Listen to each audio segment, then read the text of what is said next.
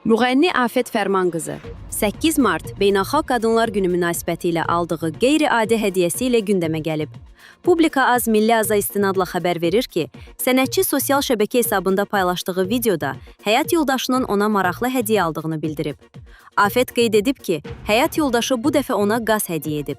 İfaçı aldığı hədiyyəni izləyicilərinə göstərmək üçün yaşadığı binanın həyətinə düşərək qazı gəzdirməyə çıxarıb və həmin anları videoya çəkərək paylaşıb.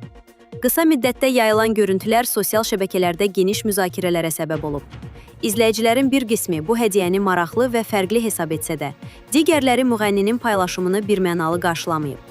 Bəzi istifadəçilər belə bir hədiyyənin qeyri-adi olduğunu qeyd edərək zarafatla yanaşıblar. Bəziləri isə buna tənqidi münasibət bildirib. Sözü gedən video qısa müddətdə sosial mediada sürətlə yayılaraq istifadəçilər arasında müxtəlif rəylərin yazılmasına səbəb olub. 8 martda mənə həyat yoldaşım qaz alıb, qaz. Qazdan tiksinirəm, ördəkdən tiksinirəm. Gəlay qaz, gəl. Qoysi, qal. Gəl buraya. Bayramımız mübarək. Üst yuxarı.